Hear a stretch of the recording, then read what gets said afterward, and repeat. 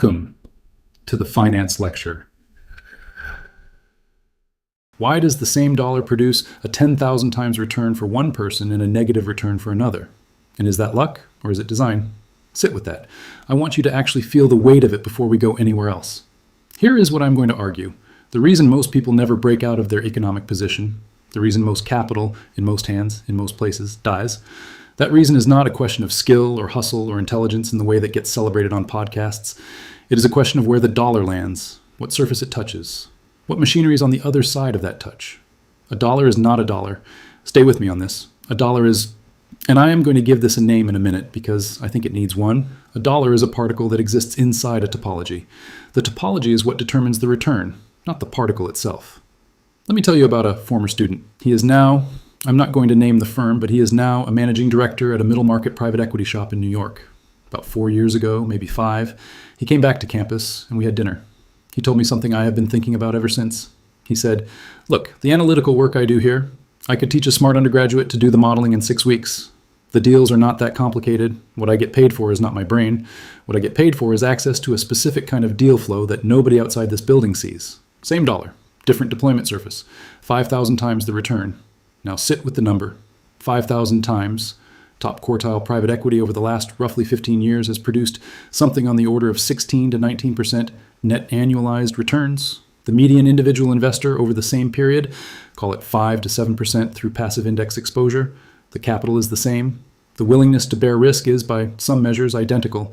Sometimes the individual investor is taking more risk, and the spread is roughly 3 times annually, 3 times, compounded across 30 years. That is not a margin. That is a generation of wealth disappearing into a gap that nobody describes to you in any classroom you have ever sat in. So, what is going on? I am going to tell you what I think is going on. And I want to be careful here because this is the kind of analysis that you will not find in a textbook. Not because anyone is hiding it. The people who actually work at the level where this matters, they do not write textbooks. They run desks. They sit on investment committees. They sign limited partnership agreements at 2 a.m. And what they know lives in conversations, not in the published literature. Here's the name I am giving it. Capital topology. The idea that capital, every dollar of it, lives on a surface. And the surface has texture. The surface has friction. The surface has slope. The return on the dollar is a property of the surface, not a property of the dollar. $2, identical in every accounting respect, can sit on 2 surfaces and produce wildly different outcomes, not by chance, by geometry. Most of you watching this, and I see the laptops in this room, I know what is on some of those screens. I know some of you are running side projects right now. Do not think I am unaware. Most of you have been operating under one assumption. The assumption is that the way to win is to have more capital. Stack the dollar amount, get the bank balance up. And once you have enough dollars, the returns will come. I want to argue tonight that this is, and I am going to be careful here, at best, half true. At worst, it is the thing that traps you. The accumulation game, the dollar magnitude game, is the game the system wants you playing. Because the system makes its profit on the other game, the deployment game, the topology game, the game of which surface your dollar touches. By the end of this lecture, I want 3 things to be undeniable. 1, the textbook lies to you about what capital is. 2, the lie has a history, and the history has beneficiaries.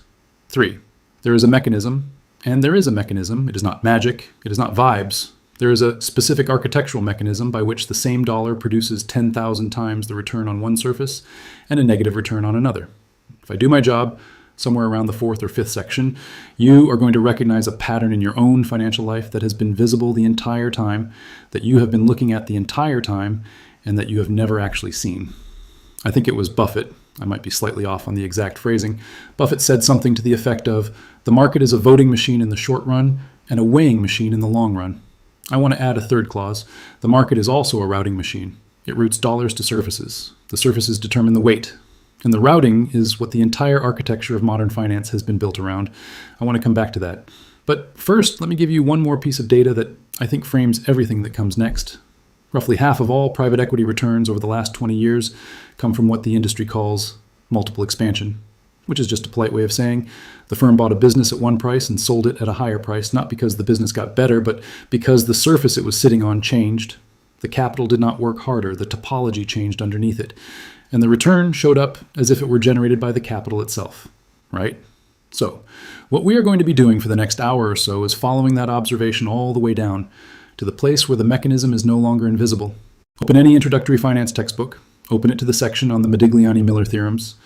You know this from any first-year corporate finance class. The propositions are roughly, and I'm compressing here, the actual papers from the late 1950s are denser, but the propositions say something like this. In a frictionless market, the value of a firm is independent of how it is financed. Debt or equity does not matter. The total pie is the same. $1 of debt and $1 of equity, same dollar, same value. This is the foundation of modern corporate finance. It is what we teach in the first lecture. It is what every analyst at every firm has internalized before they walk into their first job. And it is, within the assumptions of the model, completely correct. The problem is what happens when you walk out of the classroom. Modigliani and Miller themselves said the assumptions do not hold in the real world. They were explicit about this. They said, look, we are showing you what happens in a frictionless universe with no taxes, no transaction costs, no asymmetric information, no agency problems, no bankruptcy costs. We are not telling you the world looks like this. We are telling you that if the world looked like this, capital structure would not matter. So when you observe that capital structure does matter, which it obviously does, every working financial professional can show you this in 5 minutes, what you are observing is the cumulative effect of the frictions. Right, the frictions. Here is what nobody tells you in the first lecture. The frictions are the entire game. The entire game. What the academic frame calls a violation of assumptions is what the practical frame calls the source of every dollar in profit anybody in this building has ever earned. Take away the frictions, and there is no private equity industry. There is no investment banking industry. There is no hedge fund industry. The frictions are not the noise around the signal. The frictions are the signal. So, let me complicate something I said in the last section. I told you that $1 is not $1. I want to partially take that back, or at least put a finer point on it. In an accounting sense, $1 is $1. The Federal Reserve does not stamp some dollars with a special mark that says this one will grow 10,000 times and this one will not. The dollars are interchangeable. What is not interchangeable is the deployment surface that the dollar can reach. The dollar in your checking account and the dollar in the checking account of a registered investment advisor at a multi-strategy hedge fund are accounting identical. What is not identical is the menu. The dollar in your account can buy a publicly listed equity. The dollar in their account can buy, I am being approximate here, roughly 40 different categories of asset that are not available to you because you are not registered, not qualified, not accredited, not inside. That is what I mean by topology. The topology is the menu. The menu is what determines the return. The menu has been engineered by a combination of regulation, capital concentration, and information asymmetry that goes back roughly 90 years. We will get to the history in a minute. Akerlof, 1970. The Market for Lemons, the paper everyone cites and almost nobody actually internalizes. Akerlof showed something that I think is the single most important insight in modern economics, and I am going to tell you why I think that. He showed that when one side of a transaction knows more than the other side, when information is asymmetric, the market does not just produce worse prices. It can collapse entirely. The high-quality transactions disappear. Only the low-quality transactions remain. The market for lemons is the only market that survives. Layer that observation onto the capital topology I just described. The deployment surfaces with the highest returns are, almost by definition, the deployment surfaces with the highest information asymmetry. Private equity, venture capital, distressed credit, structured products, real estate syndications. The places where the spread is widest are the places where the information gap is widest. And the places where the information gap is widest are the places where, by regulatory design and by economic necessity, the average individual is locked out. The textbook teaches you that markets are efficient. The textbook teaches you that capital is fungible. The textbook teaches you that risk and return are proportional in a clean, linear way. Earlier I said the textbook lies. I want to revise that. The textbook does not lie. The textbook teaches you the model. The model is correct within its assumptions. The problem is that the model gets internalized as a description of reality when it is actually a description of a universe that does not exist anywhere except on the page. The universe that does exist, the one outside the page, operates on a different physics. In the universe that exists, the dollar in your account is a dollar that can buy a narrow set of deployment surfaces. The dollar in the account of the institutional investor is a dollar that can buy a much wider set of deployment surfaces. And the surfaces the institutional dollar can buy and the retail dollar cannot. Those are the surfaces where roughly all of the alpha in modern finance is generated. I have a former student who runs a small family office in Connecticut. She told me something once. She said, "The thing my clients pay me for is not investment selection. My clients pay me for the right to be in the room. Once you are in the room, the selection is not that hard. Getting into the room is the entire skill. That is the foundation under siege. Capital is not fungible. The model that teaches you it is, the model that anchors every finance class in every business school on earth, is teaching you the geometry of a universe you do not live in. Now, where did this asymmetry come from? Because it was not always like this. The architecture is not a fact of nature. The architecture was built. Somebody built it, and the somebodies who built it are, for the most part, still inside it. That is where we are going next. 1933, the Securities Act, passed in the wake of the 1929 crash, in the middle of the Great Depression, by a Congress that had watched something like 90% of the value of the stock market evaporate over the course of about 3 years. The market for capital had broken. Public confidence in financial instruments had collapsed. People had lost their savings. People had lost their homes. People had lost faith in the entire architecture of capitalism. The Securities Act of 1933 was the first major federal response. The premise was simple, and I want to be careful about how I describe this because the premise was, on its own terms, reasonable. The premise was that retail investors had been sold instruments they did not understand by promoters who did not disclose material facts, and that the federal government had an obligation to require disclosure before securities could be sold to the public. So, the 33 Act required registration. The 40 Act, 7 years later, the Investment Company Act of 1940, extended the same logic to investment companies. The two of them together built the regulatory floor for what we now call the public markets. That is the part everybody knows. Even if you do not know the specifics, you know there is a regulatory architecture around public securities, and you know that architecture came out of the Depression, and you know it is designed to protect retail investors from being lied to. That is the conventional history. That is what gets taught. Here is the part that does not get taught. The same architecture that protects retail investors also walls them off. The 33 Act, the 40 Act, and the regulations that followed, they did not just establish disclosure requirements for public offerings. They established a two-track system. One track for public securities, which require disclosure and registration and ongoing reporting.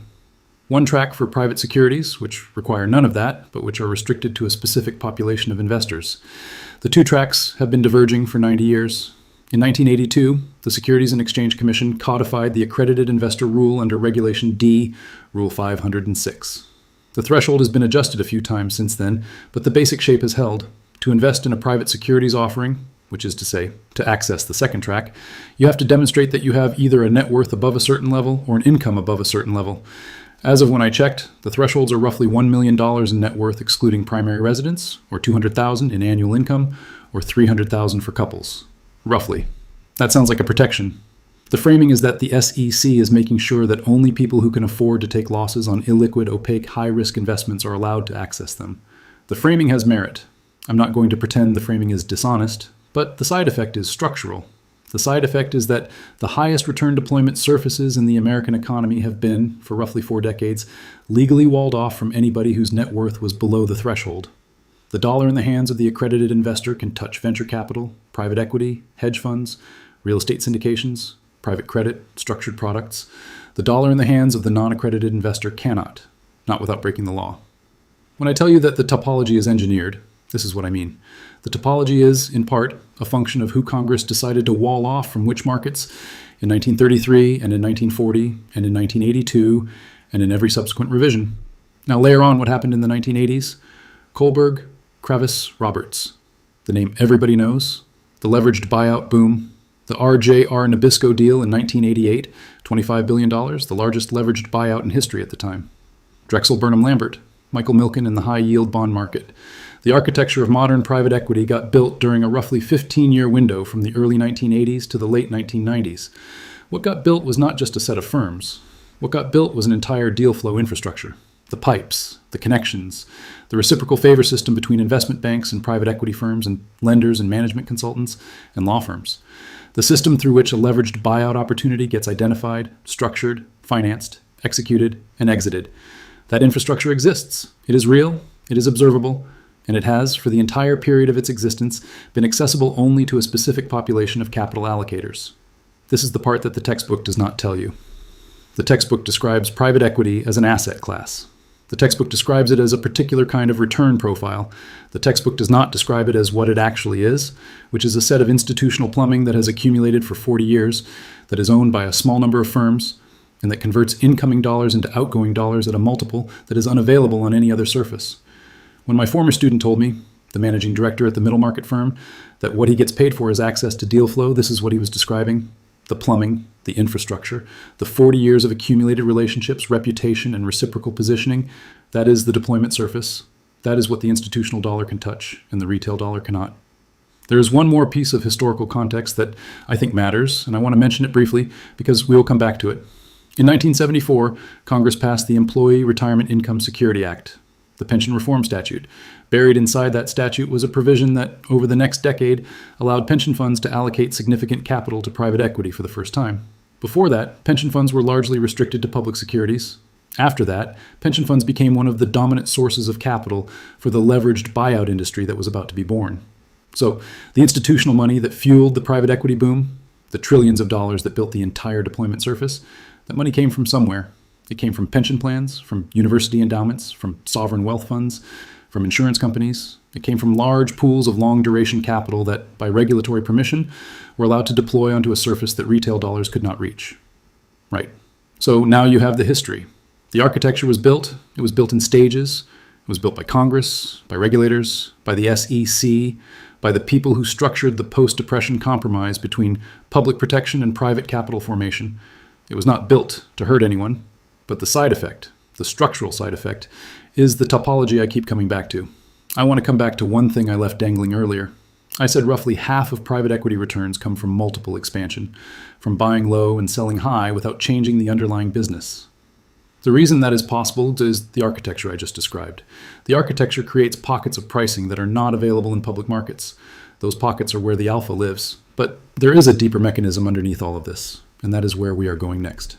I want to build this from the ground up, from first principles, so that if a high school student were watching this, they could follow it, and so that the people in this room who have spent the last 10 years thinking about capital allocation could also follow it. Both ends. Take a single dollar. Sitting in your account, it does not matter whose account, just $1. That dollar has properties. We are taught in finance to think of the dollar as having one property. Magnitude. How much? $1, $2, $1,000, $1 million. Magnitude is the only property that gets formal treatment in introductory courses. The dollar amount is the variable. Everything else is implicit. I want to argue that the dollar has at least 3 properties, and the second 2 are where everything interesting happens. Let me name them. Property 1, magnitude, how much? A scalar. Property 2, vector, where it goes, which deployment surface it is directed at, whether the dollar is sent to a savings account, a public equity, a private fund, a startup, a piece of real estate, a domain registration. The vector is the direction of deployment. Property 3, substrate, what surface the dollar touches when it lands. The substrate is not the same as the vector. $2 with the same vector can land on different substrates. $2 deployed into real estate can land on a publicly traded real estate trust or on a private syndication. Same vector. Different substrate, very different return profile. Let me give you the kind of example that I think makes this concrete in a way no abstract definition will. Take a single dollar. Imagine it in the hand of a person at, say, a gas station. They put the dollar into the pump. They get roughly a quarter of a gallon of gasoline. With that quarter gallon, depending on what car they are driving, they can travel maybe 5 miles. The dollar has been converted into 5 miles of motion. That is the deployment outcome. The return on the dollar is 5 miles. Once those 5 miles are consumed, the dollar is gone. The substrate, the act of physical transportation, has converted the capital into a one-time, fully consumed output. Now take the same dollar. Imagine it in the hand of the same person, but they make a different choice. They do not buy gas. They go online. They use that dollar. I am being approximate here. Domain prices fluctuate, but roughly. They use that dollar to register a website domain, a specific domain, maybe a domain that matches a phrase people are starting to search for. They put the domain in their portfolio. 6 months later, someone wants that domain because the phrase has become popular. The someone offers $10,000 for the domain. The original holder sells it, $1 in, $10,000 out, a 10,000 times return. Same dollar, same person, same starting conditions. The only difference was the deployment surface, the substrate. One substrate converted the dollar into 5 miles of motion that disappeared. The other substrate converted the dollar into a piece of property that retained optionality. And the optionality, the option to sell the domain to whoever wanted it later, that optionality was the source of the entire return. This example is intentionally a little extreme. The domain example does not work every time. Most domains do not sell for $10,000. Most domains expire unsold and become worthless. The expected return on a randomly registered domain is probably less than the expected return on the gas. The point of the example is not that domain registration is a winning strategy. The point of the example is that the same dollar has wildly different return distributions depending on what surface it touches. Let me give you a less extreme example. Same person, same dollar. They are about to put it in the gas tank. Surge pricing on rideshare apps has just hit the area, a multiplier of 3 or 4. The person has the option, instead of using the dollar for personal transportation, to drive someone else for the duration that the surge is active. The dollar of gas deployed during a surge produces something like $20 in revenue minus the gas cost. A 20 times return. Same dollar, different surface, different return. Okay, so now let me formalize. The return on a dollar is a function of at least 4 variables: magnitude, vector, substrate, and time. Most personal finance education focuses on the first variable. Most institutional finance education focuses on the first and the fourth, magnitude and time horizon. Modern portfolio theory adds risk, which is sort of a property of the substrate, but treated abstractly. Almost nobody talks about the vector and the substrate as primary variables. Stay with me. This is the part where I want you to start seeing the pattern in your own life. Every dollar you spend, every dollar you save, every dollar you invest is being deployed onto a surface. The surface has properties. Some surfaces are consumption surfaces. They convert the dollar into a one-time, fully consumed output. Gas, coffee, most retail purchases. The dollar dies on contact. Some surfaces are storage surfaces. They preserve the dollar without growing it, a checking account that pays no interest. Cash under a mattress. The dollar stays alive but does not reproduce. Some surfaces are growth surfaces. They take the dollar and multiply it according to a particular function. A savings account paying interest, a stock, a bond, a mutual fund. Some surfaces are optionality surfaces. They take the dollar and convert it into a position that has the potential, not the guarantee, the potential, to produce an asymmetric outcome. A domain, a startup investment, a piece of contrarian real estate, and some surfaces are what I am going to call extraction surfaces. These are the surfaces where the dollar earns rent from the activity of other dollars. Owning a fund, owning a platform, owning a structure through which other people's capital flows. These are the surfaces where the return on the dollar is not a function of how the dollar itself performs, but a function of how other people's dollars perform while passing through your structure. That last category, extraction surfaces, that is the category I want to spend the next section on, because that is where the entire institutional financial industry lives. That is where the actual asymmetry comes from. That is the surface that everybody in this building, on a deep level, is trying to get access to. The surface where you do not earn returns on your own capital. You earn rent on the architecture through which other people's capital flows, and the closer you can get to that surface, the more your own dollars start to behave like institutional dollars. There is a saying I heard, and I cannot remember exactly who said it. I want to say it was a hedge fund founder, but I might be making that up. The saying is, roughly, you do not get rich by being right. You get rich by being in the position where being right pays you, and being wrong does not cost you very much. That position, that asymmetric position, that is what the substrate creates. Now we go underneath. Okay, here is where I'm going to tell you something that I will probably get a polite email from a colleague about saying publicly. But in this room, in this lecture, with the door closed, let me describe how it actually works. Private equity, as an industry, does not earn its returns from being smart. I want to be careful with that statement because there are smart people at private equity firms. I'm not saying they are not smart. I am saying the smartness is not where the money comes from. The money comes from a structural position that allows the smartness to capitalize on something that is unavailable to smart people who do not occupy that position. Let me name the mechanism. I am going to call this the substrate premium. The substrate premium is the rent extracted by occupying a deployment surface that has structural information asymmetry as a moat. The rent is real. The rent is sustained. The rent does not depend on outperforming on any given deal. The rent depends on the structure of the position itself. Here is the carry structure. The typical private equity fund. The general partner, the firm itself, puts in maybe 1 or 2% of the capital. The limited partners, the pension funds, the endowments, the sovereign wealth funds, put in the other 98 or 99%. The general partner takes a management fee, typically 2% of committed capital annually, and more importantly, the general partner takes carry. 20% of the profits above a hurdle rate, typically 8%. Sit with the math. The general partner contributes 1 or 2% of the capital. The general partner takes home 20% of the upside. That is a structural advantage of roughly 10 to 20 times the deployment effectiveness that any individual limited partner is getting on their own capital. Here is what almost nobody articulates. The carry is not a return on the general partner's capital. The carry is rent. It is rent extracted from the position of being the structure through which other people's capital flows. The general partner's actual capital, the 1 or 2% they put in, earns the same return as the limited partner's capital, roughly. The carry is a separate stream of income that exists because of the structural position, not because of the capital. This is the substrate. This is the thing I have been trying to describe for the last 4 sections. The most lucrative deployment surface in modern finance is the surface where you earn rent on other people's capital, not where you earn returns on your own. The institutional financial industry is, at its core, a network of structures designed to extract rent from capital flow. And the reason this works, the reason it has worked for 40 years and shows no signs of stopping, comes back to Akerlof's insight from earlier. Information asymmetry. The deployment surfaces that produce the highest substrate premium are the ones where the inside of the structure knows things the outside does not. Deal flow that has not been broadcast, pricing that has not been benchmarked, operational improvements that have not been publicly modeled. The information vacuum is the moat. The moat is the source of the rent. The rent is the substrate premium. I told you earlier that the architecture was built. Now I am going to tell you something stranger. The architecture is self-reinforcing. The information vacuum, once it exists, becomes more valuable as more capital tries to enter it. Because more capital trying to enter a vacuum increases the price of being on the inside, which increases the rent that the inside can extract. You know what is strange about this? Nothing about it is strange. It is completely predictable. Which is the strange part? The strange part is that the architecture is sitting in plain sight. Every assumption underlying it is documented. The carry structure is publicly disclosed. The accredited investor rule is in the Federal Register. The deal flow infrastructure has been written about by journalists for decades. None of this is hidden in any meaningful sense. The reason almost nobody sees it is that the framing is wrong.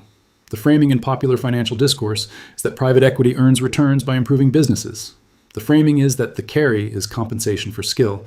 The framing is that the accredited investor rule is a protection. Each of these framings is partially true. None of them describe the actual mechanism, which is that the entire industry is a rent extraction infrastructure built on top of a regulatorily reinforced information vacuum.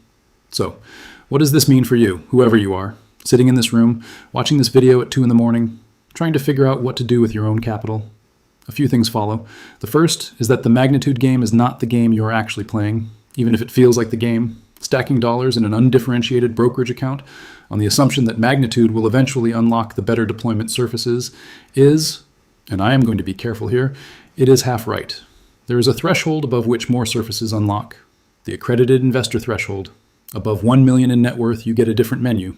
Above 10 million, you get a different menu again. Above 100 million, you get the menu that the institutional dollar gets. But the second thing follows from the first, and I think it is the part nobody tells you. The threshold is not the game. Being above the threshold is necessary, but not sufficient. There are plenty of accredited investors who never see proprietary deal flow. The threshold gets you the option to be in the room. It does not get you into the room. Getting into the room is a separate skill, a separate set of relationships, a separate body of accumulated reputation that takes years or decades to build.